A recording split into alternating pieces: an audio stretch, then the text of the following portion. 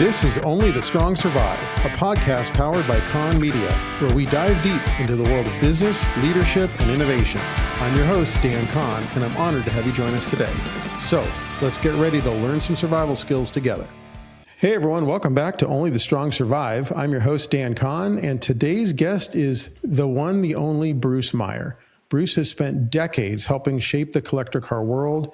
He is the founding chairman of the Petersen Automotive Museum, the creator of the Rodeo Drive Concours d'Elegance, co-founder of Peninsula Classics, Best of the Best, president of Meyer Pacific, one of the most respected ambassadors for automotive history anywhere in the world. And for many years, Bruce led Geary's Beverly Hills, transforming a family-owned boutique into a luxury retail and mail-order powerhouse. He's also a lifelong racer, collector, and has dedicated his career not just to preserving remarkable automobiles, but ensuring future generations appreciate the stories, the people, and the culture behind them. Bruce, welcome to the show. Thank you, Dan. Nice introduction. Well, thanks for doing this. Listen, I have to pinch myself because growing up in a non-car loving family and kind of working against the tide, just following my dream, I'm living the dream, and it's very humbling to hear that, and I'm very proud to be here and involved with so many automotive activities. So for our listeners, I will say that you and I have known each other for quite a while. I consider you a friend. We've worked together on a ton of different projects. So what some people may not know is what you just said is I think most of our guests who come on that are car people come from some sort of car family background. And I know you didn't have that experience, but you also were fortunate to grow up in Southern California at probably the single greatest car culture moment in history. So can you give our listeners a little bit of a background about what growing up was like, where you grew up, and how you kind of were exposed to the whole car thing and bikes? Sure. So I was born in 1941, which was the perfect year ever to be born, and in Southern California. It was such a sublime, great place. Hot rodding was hadn't even started yet. And when I went to grammar school in the late 40s, hot rodding was just coming around, and I subscribed to Boy's Life, which was a scouting magazine, and Hot Rod magazine when it first came out, because I always loved hot rods. And being in Southern California, the birth really of hot rodding as I know it, it was just a sublime, perfect place to be. And so I grew up loving hot rods. My family, I never wanted for anything, but we didn't have any excess. So the idea of wasting a minute or wasting $1 was just not, part of my upbringing. And maybe the biggest waste of time would be cars and hot rods. My grandparents couldn't afford cars. My parents would buy stuff that it didn't excite me, really, really pure transportation, no style. So I did not grow up in a car family. If I talked about, cars, it was forbidden. And I learned at an early age not to involve my parents. Now, the good news is my dad would not know the difference between a Pontiac, a Peugeot, or a Porsche. He just couldn't relate to that, which was good because it allowed me to kind of work the fringes and not get detected. So we had a very strong work ethic in our family, and I always had jobs. Gardening was the easiest thing because I could start that when I was younger. I also had a paper corner. And I say I had the best paper corner in LA, and I really believe I did. It was in front of Pizza Mozza, which was on Highland Avenue in Melrose, which was the kind of gateway street to the Hollywood freeway. I had the evening paper, and I was probably making $2 or $3 a day when friends of mine would get 50 cents a week for their allowance. So I saved every bit of it, and I gardened, and I set bowling pins at a bowling alley, which was maybe the worst job I ever had, because that was before. That was a manual job? I didn't even know that. It was as manual as can be, and I was the young pledge, and most of the people that said bowling pins were heavy drinkers. Let me just say that. And I did all the work. They'd say, Bruce, go over to lane 5 and work that. And it's very loud, and I guess a bit dangerous. It never occurred to me. And sweaty, no air conditioning back then. So it was a pretty awful job. I did that for probably 6 months, and then I just had enough. And but it was the Pan Pacific Bowl, Pan Pacific Auditorium, and Dan, I don't know if you remember the Pan Pacific Auditorium, but that's where the Motorama. It was where all the car shows were, and that was about a 10-minute bike ride from where I grew up. I grew up very near Highland and Melrose. Okay. And we rode our bikes downtown LA, Hollywood, everywhere.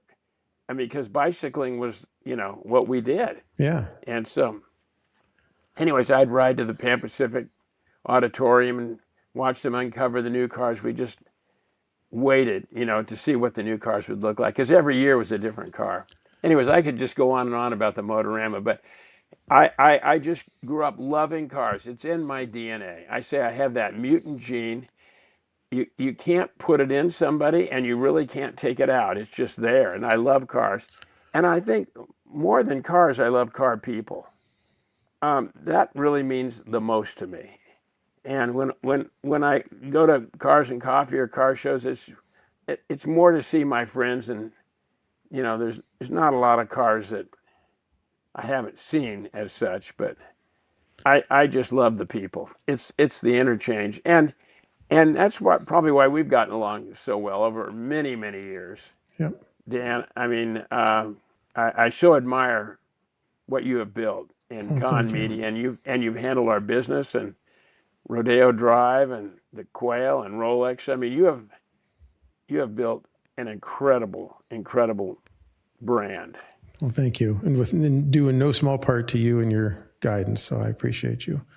Well, I'm curious, Bruce, if when you think back to the early days and knowing you didn't grow up in a car household, but you did grow up sort of surrounded by car mecca at the moment that it was really kind of happening.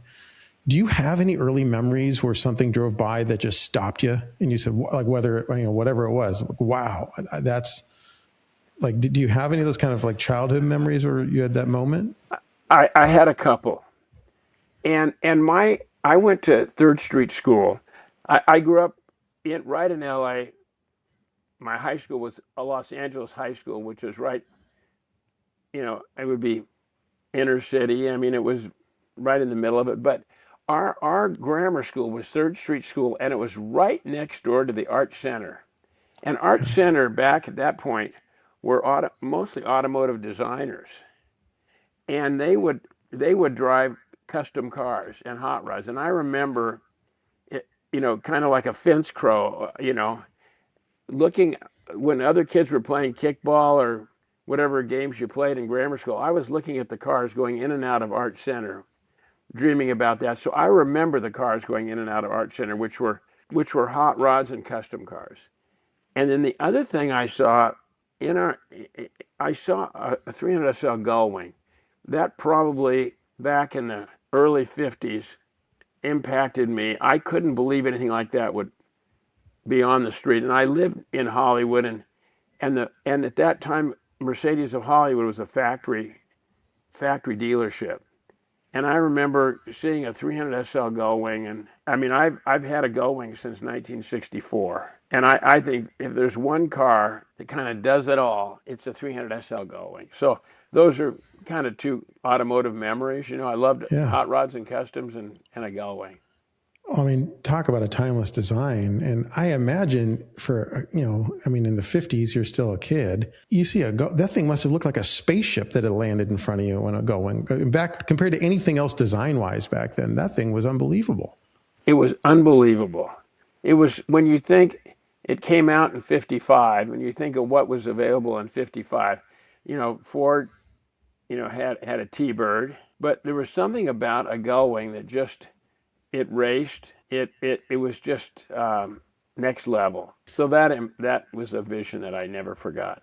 So you started working young, you're saving your money, you get into your teenage years, your family has a family business. I'm assuming as a teenager, at some point you said, okay, I'm buying a car. What was it and how did you navigate that with Dad? Like were you able to kind of get away with something that he wouldn't have approved of, or? Well, the good news is Dad was clueless. And I literally had, pictures that I'd cut out of Hot Rod magazine. I mean, I had my dream cars. But when I turned 16, sadly, my great aunt died and left my sister and I her 50 Plymouth. Now, a 50 Plymouth was not on my wish list. Fortunately, it was a two-door and it was a kind of a fastback. And my sister worked, so she drove it to her work in the days, and I got it on the weekends.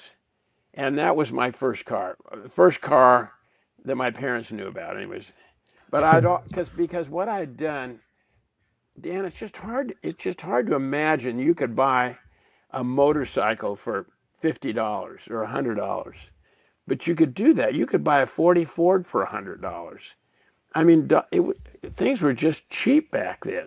So I remember when I was like 13 years old, maybe 14, I bought a 650 BSA.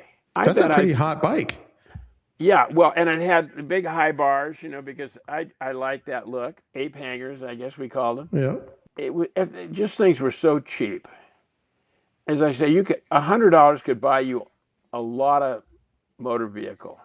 So I bought a motorcycle. My parents did not know about that. I hid it in a friend's garage, and kind of on the weekends or special times, I'd take it out and cruise, because I wasn't old enough I didn't have a driver's license, and I could just, those were days you could get away with stuff and, kind of enjoy the hobby. If I'd have bought a 32 Ford, I don't think my parents would have known, but I probably couldn't have seen over the steering wheel because I wasn't very tall at that time. But anyways, I started with motorcycles, and I loved motorcycles. I dated my wife on a motorcycle because I didn't have a car when I first met her. I was between cars. But I've loved motorcycles probably as, from age 14 to probably 25. Life wasn't worth living if you couldn't have a motorcycle. I mean, it meant that much to me. So I was loving those. And when I was in college, away from my parental supervision, I started racing motorcycles. And at that time, again, it was casual. It was called TT Scrambles, and it was, dirt riding, and I did that for 3 or 4 years and enjoyed that very much. And so I've always loved motorcycles. That until I turned 75, and then I just quit Bonneville motorcycles, snow skiing. I went into what I call preservation mode.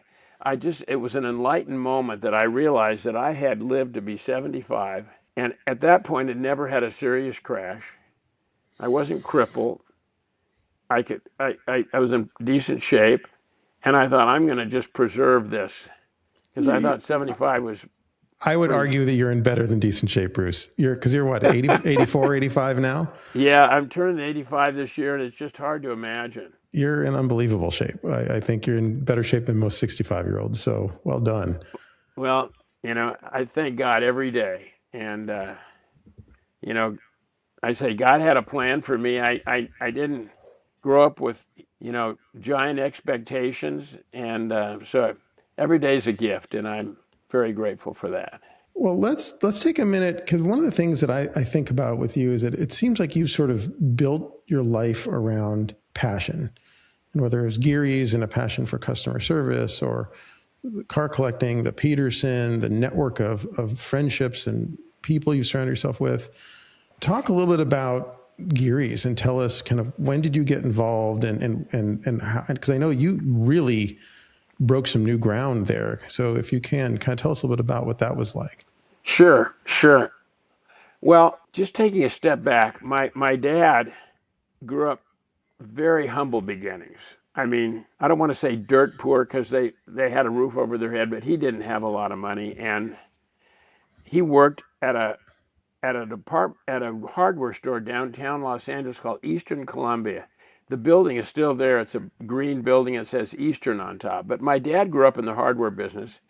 And then in the 40s, he was able to get an appliance franchise, kind of selling appliances at department stores in Alhambra and Glendale.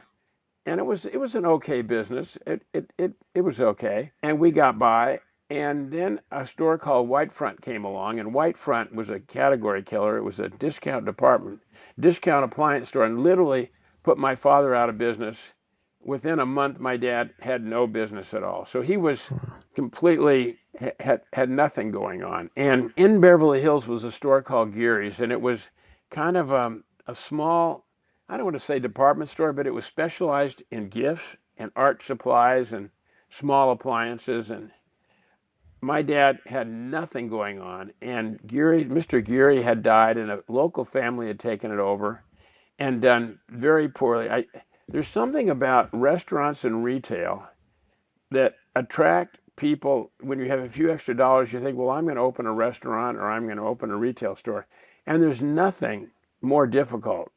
And they learned that. And these people learned that. They bought Geary's because they didn't, after Mr. Geary died, they didn't want to see it go away.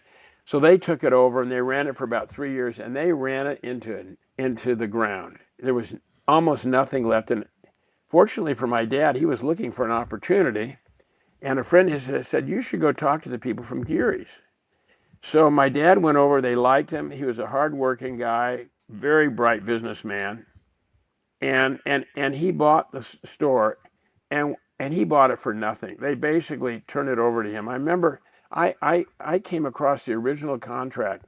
My dad bought the entire business for $30,000 with 5 years to pay for it. Wow. Which was a pretty good deal, I guess. I don't know, because I don't know how things were back then. But at that time, my grandmother worked there, my mother, my dad. I had to be there after school. My dad gave me bus money, and of course I'd hitchhike and pocket the bus money. But why not?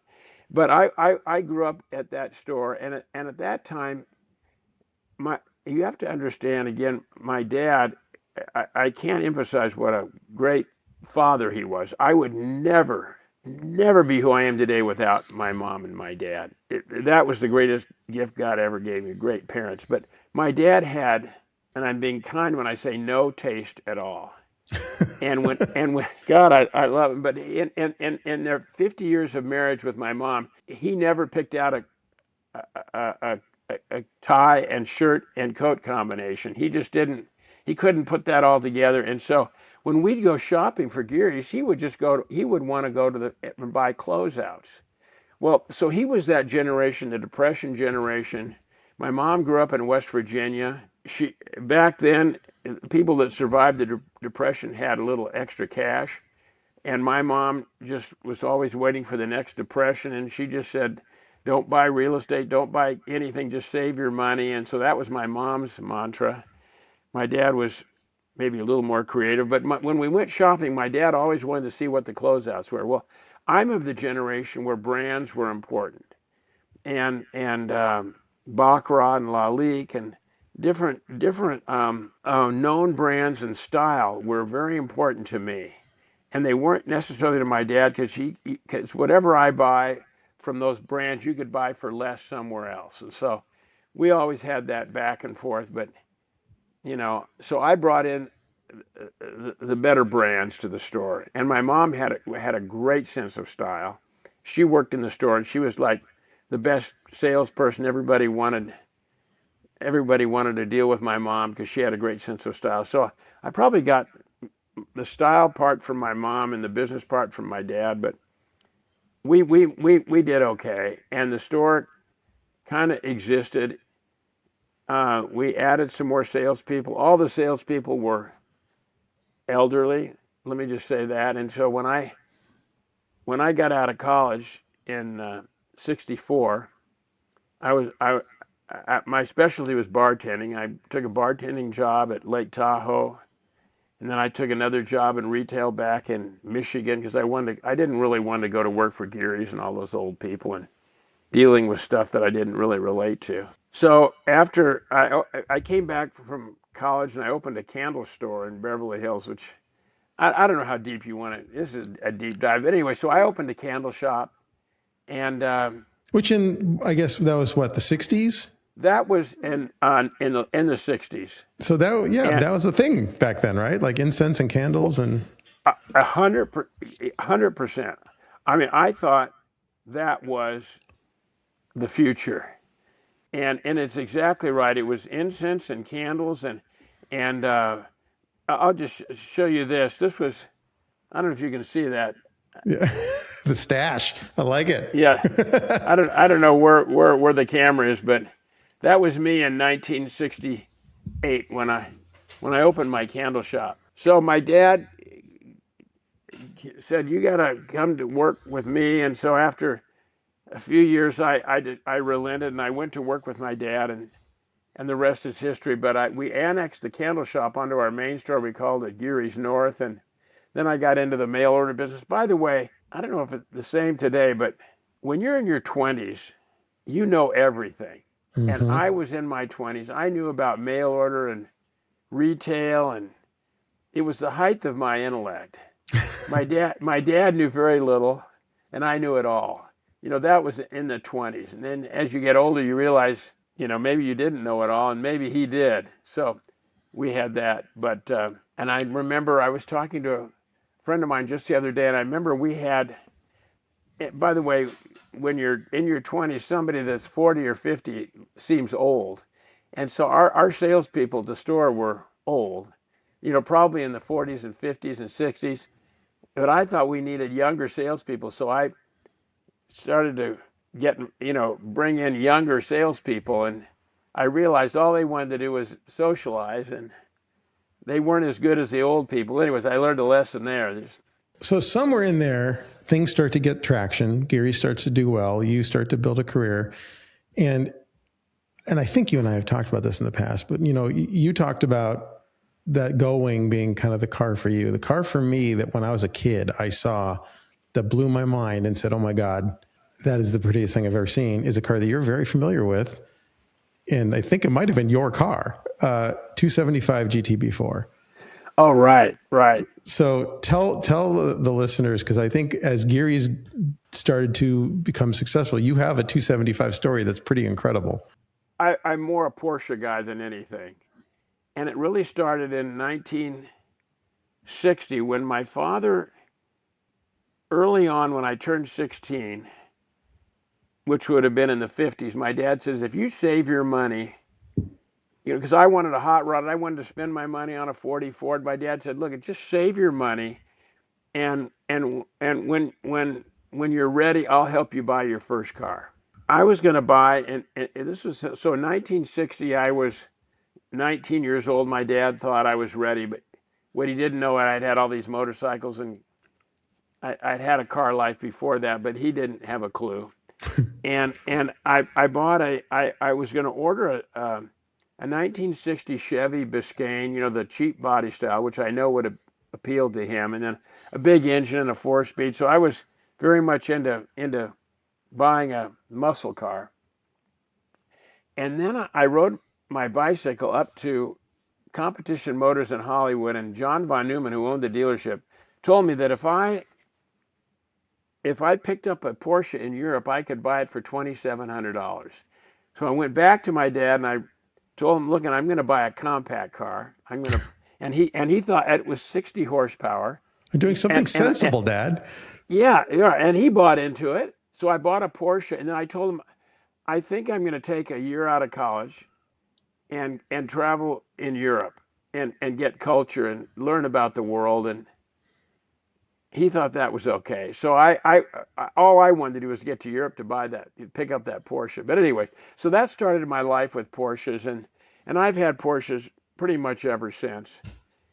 And I don't know where I'm going with this, except that I bought a Porsche in 1967 from a dealership in LA, SD Zipper, and they were the Ferrari Porsche dealer. And in the showroom, or in the service department, was a bright yellow 275 GTB4 Cayman. and I was just starstruck. It was the prettiest car I'd ever seen, and I still believe the 275 GTB is the most beautiful Ferrari ever. I agree. And oh my God! So I told the service manager if that car is ever for sale. Now, I didn't know how much a Ferrari was, but 3 years later, maybe 3.5 years later, the car came available. Kind of a long story, but I bought that car, that bright yellow 275 GTB4, and I paid a little over $10,000 for it, which was my net worth at the time. That was a And lot of money back then. well, it was a lot of money. I had just gotten married, and I just had to have that car. And I've been married to the same woman for 56 years, and she's been great with the cars. She's never said, "Well, you can't afford that, or you have too many, or you shouldn't buy that." She's always been very supportive, and that really makes a difference. So I bought the car, and that was my daily transportation. That was my collection, everything. And then one day, I had it parked in front of my store, and a lady backed into the front and put a little, like a thumbprint ding in the nose, and I figured I better drive it less and find something else to drive. But I had that car 56 years. So And tell the listeners about the teacups, because every time I've heard that story, it blows my mind. Sure. Do you have an image of that? No, we can find one. We'll I've add it to this. I can send it to you. So Okay. So we were celebrating Italian Week at Geary's, and I was very careful never to mention cars around my dad because he would just, oh my God, I never mixed the cars in the store at all. But for Italian Week, I thought what I would do is bring my car in, and I'd seen this done in the UK where they put a car. Actually, in the UK, they did it with a double-decker bus, so I knew I could do it with my Ferrari. They put the car up on cups, and I thought cappuccino cups, perfect. So I took the doors off the store, which was a really big deal. Big glass doors. I had people come in, and I remember my dad. Somebody mentioned to my dad, "You know what Bruce is doing? He's taking the doors off the store and he's driving his Ferrari into the store." And I remember my dad coming out. He was just like he in disbelief, and not a good disbelief. And I was driving the car into the store under its own power, and behind me were the evening news, because we had, I think Joe Molina, or I forget who it was that was handling our PR at the moment, said, told them what we were doing, and it was I guess it was a slow news day, and so in following me were these newsmen with the cameras, and then my dad thought, now that's cool, so he was pretty excited about that. So we brought the car in, we jacked it up, and we balanced it on little cappuccino cups, and it made Motor Trend, it made every news. It was like it was a very slow news day, and we got publicity everywhere. And I can send you a picture of that because it really was a moment. I would love to share that on the show. And I have thought this for years, that for a businessman who's never claimed to be a PR guy, you are the best PR guy I've ever met in my entire life, because you tell a great story and you know how to entertain people, and you understand, I think, intrinsically what resonates with people. So I think that's phenomenal. Well, maybe it's the love of people or what I'd like myself, but yeah. At what point in all this, Bruce, now when does Mr. Petersen come into the picture? Because I know he played a big role in the chapters that follow. So there's a group called YPO, which is Young Presidents Organization. And when I, in Beverly Hills, it's another hour story, but I got involved in the Chamber of Commerce and the Rotary Club and got very involved in the community. I joined this group called Young Presidents Organization, and I really didn't want to join it, but a friend of mine made me, and I thought, well, I'll join it and then I'll bail out. But it turned out I didn't bail out, because a member of Young Presidents Organization was a fellow named Robert E. Petersen, the founder of Petersen Publishing, which was Motor Trend, Hot Rod, a lot of different titles. And Pete and I it was like meeting your hero. I mean, to meet Robert E. Petersen was amazing. And his wife, Margie, was beautiful. She was Miss Rheingold, which at the time was maybe more important than Miss America. Wow. And so Margie and Pete became really good friends. Sadly, their 2 children died in a plane crash. So they had no children, and I just got along great with them, and we became very close friends. And Robert E. Petersen, even though he started Hot Rod Magazine and a lot of car magazine, he wasn't really a car guy. Like, his life was in balance. Mine was way out of balance. Mine was all about cars. But he had a real sense of what to buy. He bought art. He would buy he was what I call an opportunistic buyer. If somebody needed money for a piece of real estate or a piece of art, he would buy it if it was the right price. And he knew what the right price was. He was just that guy that knew how to buy. And so the Petersen building was for sale, and Robert E. Petersen bought it. And he wasn't sure. It's a whole city block. And and now it's in the epicenter of Museum Row and the starting point of the Miracle Mile. But Petersen saw something in that whole city block that made him go ahead and buy it. And he came to me and he said, "Bruce, what do you think if we put a car museum here?" Well, I mean, really, that appealed to me. So I got involved right at the very beginning. And I don't know how much time we want to spend on this, but we associated ourselves with the Natural History Museum, which was an established museum in Los Angeles, because they actually had some cars donated to them over the years, and they had no place to display it. So we figured we'll get involved with the Natural History Museum. They have cars. They're a museum with a capital M. And that's kind of how we started was with the Natural History Museum. I was on the board of the Natural History Museum. Petersen was on the board of the Natural History Museum. And that kind of got us started. It was mismatched, doesn't begin to describe what a bad marriage that was. At the time, our executive director had a very short fuse. The Natural History Museum cared less about us. We thought we would get 1 million. We were so naive. We thought we'd get 1 million people a year through that museum. At the time, there was a bus tour. Oh God, it was a tour company that did movie stars' homes and tour buses. Forget the name of it now. Star Tours, right? Was it Star Tours? It was like Star Tours, but it was another company. But it was a big company, and they had big buses. By the time we opened the museum, they were bankrupt. So that was. That didn't happen. And by the time we opened the museum, on our best year, we might have had 100,000 people through there. It was the whole pro forma Gray Line tours. It was called the Gray Line tours. And they were like Greyhound. It was Gray Line tours. And they went bankrupt and went out of business. All of our pro formas were just built on bad math. I didn't do any of the pro formas, but it was done by the Natural History Museum and their bean counters, and with Petersen's money and with the Natural History Museum. It seemed like a good idea that wasn't a good idea. So after a few years, maybe 5 or 6 years,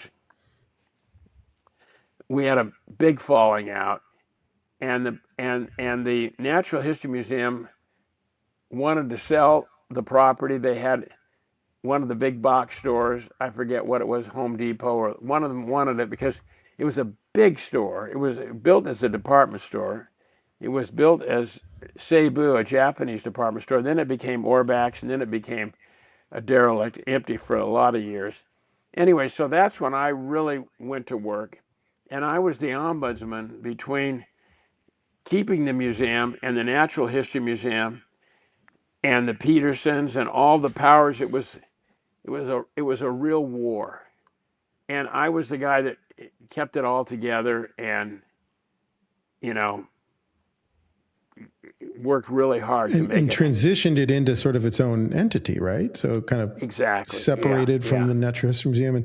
And for those listening because there's people listening to the show who probably don't know what the Petersen was even before the big remodel 10, 11 years ago. So, I mean, it was its own thing for many years. And then you and David were at the epicenter of sort of the rebirth of it as well, right? Yes. So when we established the Petersen Museum, we put together a board, and David Sidoric, I met David not long after we started the Petersen, and we're still very good friends today. Well, the Natural History Museum, probably every natural history museum in the country, their displays are dioramas, and dioramas don't change. They'll have a dinosaur or a leopard in a tree with a deer or something, and it's just they do these dioramas, which are settings of the animals, and they did the Petersen the same way. We had a car stuck in the mud. We had a blacksmith shop. We had all these a little dealership. We had all these dioramas, which couldn't be changed. And so if you'd seen the Petersen once, you'd basically seen it. And we found out that almost all of the visitors to the Petersen was their first time. And once you'd go through it, you'd seen it, and it was over. So I was even tired of it. David was tired of it. So David was in Europe with this fellow Gene Cohn, who had a big architectural firm, Cohn, Petersen and Fox, KPF, and they'd done big buildings all over the world. And so David came back and said, why don't we just give the Petersen an all new look? And that's basically, in short, what happened. And we literally gutted every display. The exterior of the Petersen, we just kind of dolled up what was an old department store with fins on it. It just didn't work. You could pass that building every day of your life and not know what was inside.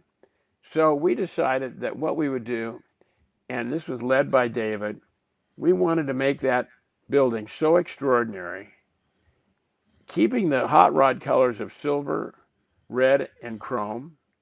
And we interviewed Frank Gehry, Chris Bangle, KPF, all the great architectural firms, and we said, come up with something different and wonderful.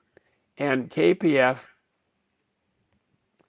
they are totally responsible for the look of that museum. Frank Gehry was great. He said, I'd love to do it. And he said it'll be $1 million just to get my brain thinking. And we did not have $1 million, to waste. And we looked in Frank Gehry's office, and there's lots of building designs there that never got built. And we thought, we give him $1 million. He designs something that we can't afford, and that just becomes a pinup on his architectural wall. So KPF again did our entire design, never asked us for a penny. He just said, Bruce, if you go with the idea, then we'll become your architect. So that's what happened. And we did an outrageous design with those chrome bands, silver bands. They were done by a company called Zahner in Kansas City. It all came out on trucks. Everything fit. It was all computer done. And when we got it opened, the architectural critics threw us under the bus. I was there for that. Oh my. They said we were the Edsel of architecture. It's Robert E. Petersen's thumbprint. They came up, they were very clever in telling how awful we were. And now we're the darling of museums worldwide. We've been voted the best museum in the world by every metric, every group. And honestly, we are. And what really turned us around was a fellow named Terry Kargas. Yep. That guy, I love him like a brother. His brother and I were friends for now probably 60 years. Terry and I have been friends for 50. At the time, we had an executive director that just didn't get it. So we decided, or I guess I was the one, the leading party, and I decided that we've got to get somebody in here. And truthfully, I talked to Gordon McCall, and I did a little homework, and I came up with the idea that Terry Cargus was the guy. I never worked with Terry. I just believed in him. And I went to our board, and they said, no, we've got to do something where you send out an RFP, and we've got to do this because we're a big museum. We got to do it publicly. I said, bullshit. Let's just bring Terry in. He's going to be better than what we have. And Terry came in. He was created for this job. Yep. He worked for Disney. He owned his own race team. He worked for Roush. He knew cleanliness, discipline, how to staff, keeping your staff happy, how to pick a staff. I credit Terry with the rebirth of the Petersen. As much as David Sidorik and I did, and much of the groundwork, it was Terry that is responsible for the Petersen that we have today. He is the heart and soul of it. I could not agree more. And to walk into an institution the size and scope of the Petersen and see the executive director cleaning the counter in the bathroom, which I've seen, just like you, I'm sure, dozens of times. Like that, from a cultural tone perspective, that tells you everything you need to know about the culture he built there. Every job matters. Every person counts. So 100%. That's really cool. 100%. Yeah, no, it was. And you talk about bathrooms. I mean, I wish my home bathroom were as clean as the bathrooms in the Petersen. So if anybody comes in, be sure and look at those bathrooms. The chrome is like Concours level. And that's what Terry does. I mean, he is just meticulous and as kind a chief executive officer as you could ever get. Loves people. Great guy and a very dear friend. So, Bruce, shifting gears a little bit, I do want to talk about leadership and legacy. One of the things I think about you is you are an incredible connector. And I think about all the friendships and relationships that exist because you have this seemingly sort of natural ability to kind of put people together in a way that I've never really seen before. And I wonder, collectors, manufacturers, race car drivers, museum leaders, designers, philanthropists, enthusiasts. These are like, you live in all these sort of seemingly disparate worlds and somehow manage to always get these people together. Is that something that just comes, like, where does that come from? And is that something that you do intentionally, or is that just a byproduct of who you are? I would say a byproduct, just what I love. I've been so blessed to meet my heroes. And I'm sitting here at my desk and looking at a Dan Gurney for president. And, Dan Gurney and Parnelli Jones and so many of my heroes became really close friends. And I used to do events and, I wanted all my friends to meet Dan Gurney and Parnelli and be friends with them. And maybe it's just kind of a natural thing. I enjoy, again, it all comes down to people. It doesn't matter if you got a Ferrari GTO and you're the last man on earth and you got nobody to share it with, it's not so much fun. Well, I just love sharing friendships and bringing people together, and it just means a lot to me. Now, I do it out of love and I do it out of respect. If I didn't want to do it or didn't respect a person, it doesn't happen either. And, we've done some projects together, Dan, and I do them purely I'm doing that company a favor by introducing him to Dan Kahn. If I didn't feel like you could make a difference, it just wouldn't happen. So it just comes from, I guess, maybe a judge of character and bringing people together and loving people. Nobody loves people more than me. I think that's true. And I see it all the time. On another note, Bruce, another question I want to ask is the thing that, I've been to your collection dozens of times, and every time I have this impression, and I love seeing people's faces the first time they walk into your collection, because everyone has sort of the same reaction, which is that I think in the collector car world, most high-level collectors tend to sort of focus on like a thing. they're really into air-cooled Porsches, or they're really into French cars, or they're really into Ferraris. Your collection is so diverse. And I mean, you've got arguably probably one of the best hot rod collections ever assembled. You've got incredible race cars. You've got European stuff. You've got all these winning Le Mans cars. It's so, and then even when like you and Tom curate the Rodeo Drive Concours, we've had lowriders. We've had those kind of wasteland sort of Mad Max things. I mean, your taste is the most diverse of any car person I've ever met. I'm curious, as you think back on sort of the decades that you've been involved in all this, where do you see all this going? Do you think that, you know, what are the big changes you've seen, and do you think that we're in a good place? Is the next generation interested? You know, what's your take on car culture today? Well, now that's a whole lot of different questions all bundled up. You're right. Sorry. You're because, right. No, because, you know, I don't even like to use the word collection, because my garage is based on enthusiasm, and what I've selected, you know, and lucky enough to be the custodian for, are things that mean something to me.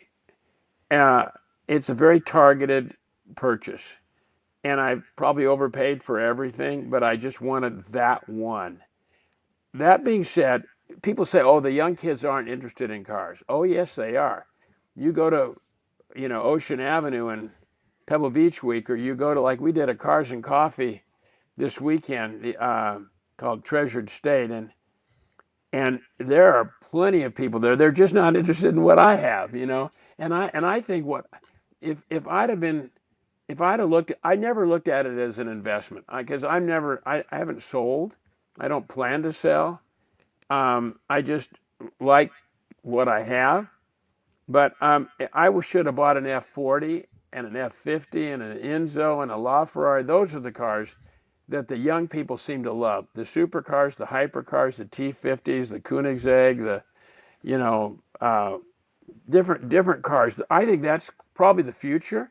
And I think if you drive in a 275 GTB, they won't even take a picture with their iPhone, because they're looking for that. They're looking for the T50 or the rare hypercars and supercars. So I think cars have a great future.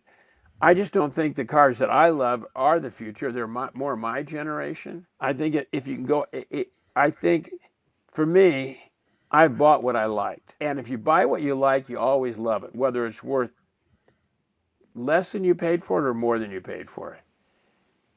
So I've always bought I've never bought with the idea, I'm going to make some money on this car. I just never have, because I will lose money, I think, if I switch over. I don't think I'm that smart. But so I think the future's good. It's just a different generation. I don't know. Does that answer your question? It does. And I think, I mean, I actually witnessed, my wife and I were on Ocean Ave in Pebble. It was probably 2 or 3 years ago now. And it was early in the week. I think it was like a Wednesday. And we went down to Ocean to have dinner, and we parked and we were walking across the street, and I forget the name of the jeweler right there. That's a Rolex AD. Fontaine. Thank you. Right at that corner. And I walked up and I asked my wife, I said, Sharon, hang on a second. I want to take a video of this, because this is insane. I feel like an anthropologist. Because on opposite corners, there was a pontoon fender TR and a Ferrari LaFerrari. And you're exactly right. There was this like orbiting ring of 20-something-year-olds kind of pacing around the LaFerrari, all with their phones out. And there was like 3 guys my age looking at the pontoon TR. And I'm like, this is so interesting, because the 20-year-olds have no concept of what's in front of them across the street. They have no idea. And so, but it doesn't matter, because they're enthusiasts. And I think at the end of the day, that's great. I'm with you. Because as long as they care, I don't care what they care about, right? They just care. Yeah, and you look at like the LaFerraris and the Enzos. I mean, they're multi-millions of dollars. Yeah. And I was looking at the catalogs coming up for this new auction, and you can buy a 275 GTB. I mean, look, I don't want to sound so cavalier, like $2 million isn't a lot of money, but, you know, it's $2 million, Class CK, every pedigree known to man, or for like 10 million, you could buy an Enzo, or there's no question which I'd rather have. Yeah. It's crazy. It's just nuts. I want to ask a question, Bruce, that, as somebody who's had just an unbelievable run and career building things, building events, making friendships, collecting incredible things, and also an incredible marriage, and you've raised an amazing family with wonderful kids and grandkids, and I've gotten to know one of your sons, Evan, a little bit, and he's a phenomenal guy. If you think back, and someone said, "What is your legacy? What do you hope people say about you? What was your legacy? Because you've done so much." That's interesting. I've never worked towards a legacy. I guess it'll be what it is.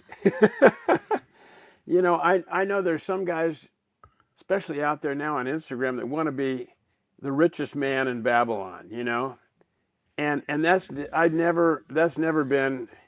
I never wanted to be the legacy. Well, he had the most toys, or he was the richest, or I just want to be remembered as a good person and a good friend. Well, I think you've achieved that already. Well, I thank God every day. One last question from me, and then we have a few that we got from listeners that I want to go through in a kind of a lightning round. But I say all the time on the show that unfortunately I was not blessed with wisdom, and it's hard earned in my place, usually by messing stuff up and having to learn. As you think back on your career and on your life, what was one of the biggest mistakes you made, and what did you learn from it? That's a really good question. And I would not change a day of my life. And I don't recall any big mistakes.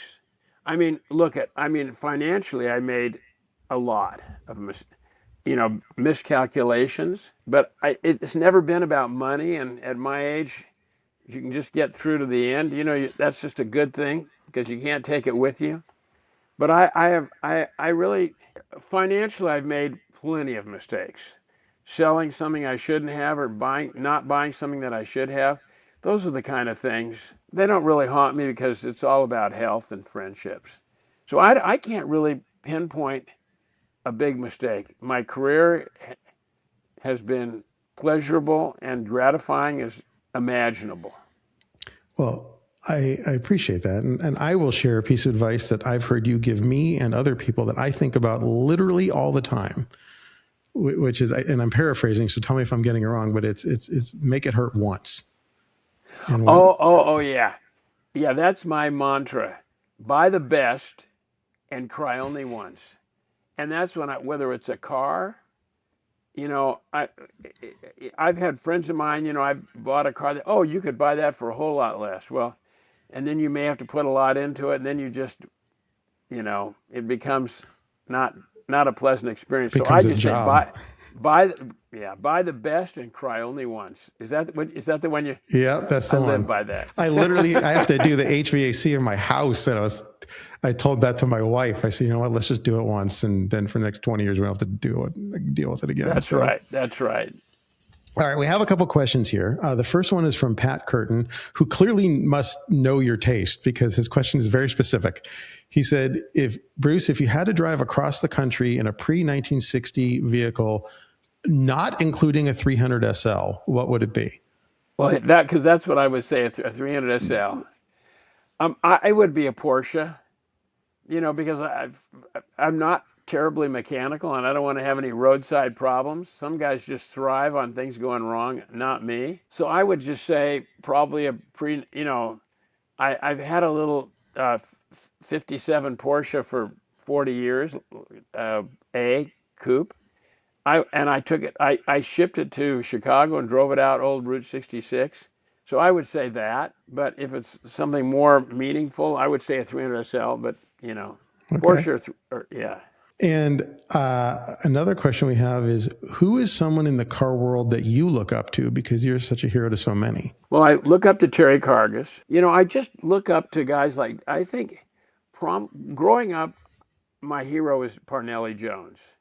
And as I learned more, it was Parnelli and Dan Gurney. And I look up at Dan Gurney now as one of the greatest Americans ever.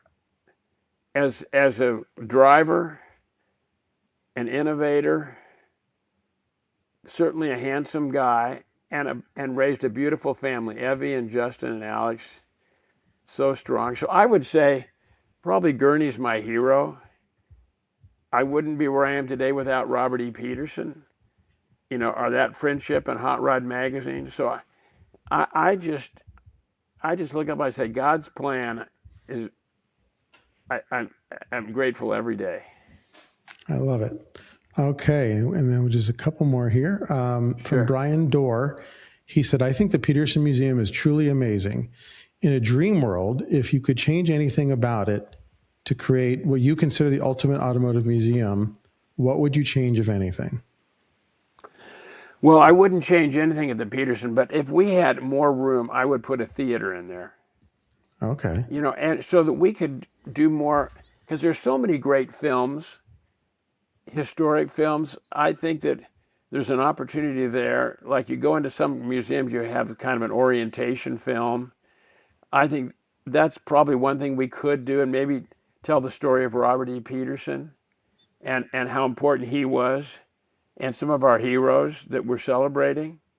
Maybe that would be the only thing I'd change. But Brian Stevens, our director of exhibits, he's brilliant. Brilliant. Yeah, he is. Unbelievable. And what he has put, I don't want to say too much to get somebody to come and steal it. He is. I every time I talk to that guy, I learn something. He's, and he's so well spoken. Yeah. He's so bright, buttoned down and fit, and God, everything. I love it. All right. Last question from the listeners is from Rich Doucette. And he said, I know you have one of the most incredible car collections. If you could only keep one car, which one would it be? That's wow. You know what? The Cobra. Okay. I say a blind squirrel can come up with an acorn and that was my acorn. I found that car over 20 years ago and at a car event in Paris, France. The car was shipped to Paris. It's the very first Cobra ever built, serial number 1, CSX 2001. It was raced in Europe. It was upgraded by Ford Racing. And it's kind of my gen. Like Bruce Canepa took me for a ride in a McLaren P1, and I couldn't even mentally put together how fast things were going. It was just, but the Cobra is my generation. I could put my foot into it and think I'm Dan Gurney or Parnelli Jones, or I feel like good about it. And I'm probably going 60 miles an hour, but if it was a Bugatti or a T50, I'd probably be doing 100 and a quarter. So it's just, that would be my car. I love that car. And Carroll Shelby was a good friend. That was another guy I met that just stories and history and did it amazing. Carroll Shelby, I can't say enough about how much I admire him. Well, you picked a good one. That is, I think, my favorite car in your collection too. Every time I go to your garage, I just stand there and stare at it. It's a piece. May not be the prettiest, but I think it is. I think it's stunning. Deep meaning. I love that car. I love it. Well, Bruce, this has been a fantastic conversation. Where can people learn more about you and all the things you're involved in and find you online if they wanted to? Well, I think the Petersen Museum is a good start. We started a thing called the California Highway Patrol 1199 Foundation. I'm very involved in that. And a group was started by a friend of mine who passed away, and then a group of us got together and kept it going. And any car thing with people, we didn't get to talk about Rodeo Drive, but that is a car show on Father's Day, and you're very involved in the success and that. Thank you, Dan. We had 50,000 people through there. It's a free car show and maybe one of the best car shows in the world. Free Father's Day. So one of those places. So Petersen.org. And then, 1199 Foundation. And then the Rodeo Drive Concours. You're right. You had so many great stories. We didn't get into it, but I'm very fortunate that we've gotten to help with that a little bit. And it's an incredible thing because, like you said, it's free. And it's free. And it's really easy to find because it's always on Father's Day. So it's just show up. And to me, my favorite thing about Rodeo is not even the cars, because it's so different than most concours because there's so many kids and there's so many families and it's so neat. I think because it's free and because it's in the heart of the city, that my favorite thing is you see like 3-year-olds on dad's shoulders as they're walking around and they're pointing at different stuff. And you guys do such a good job getting such an eclectic. It's not just a bunch of pre-war long hood cars, which I like, but it's supercars and crazy custom cars, and it's everything. And that's that's really, you said it. There's something there for everybody. And it's, like you say, it's easy to find. Everybody knows where Beverly Hills is. Father's Day. And it's a day that, if you want to do something for your dad, I can guarantee you he'll enjoy it. If anyone listening wants to learn more about that for next year, it's very straightforward. It's Rodeo Drive -bh.com. So that's the website for the Rodeo Drive Committee. And you produced a beautiful video for that too, Dan. Thank you very much. So I don't know if that's the link or not, but it is. It's on there. And yeah, I encourage people, if you've not been to that show, it's different than any concours you've probably ever been to. Well, Bruce, thank you so much for this conversation. Really enjoyed it. Appreciate your time. Thank you for coming on Only the Strong Survive. And to everyone listening, thank you for tuning in. If you enjoyed this episode, please subscribe, leave a review, and share it with a friend. I'm Dan Kahn, and we'll see you next time.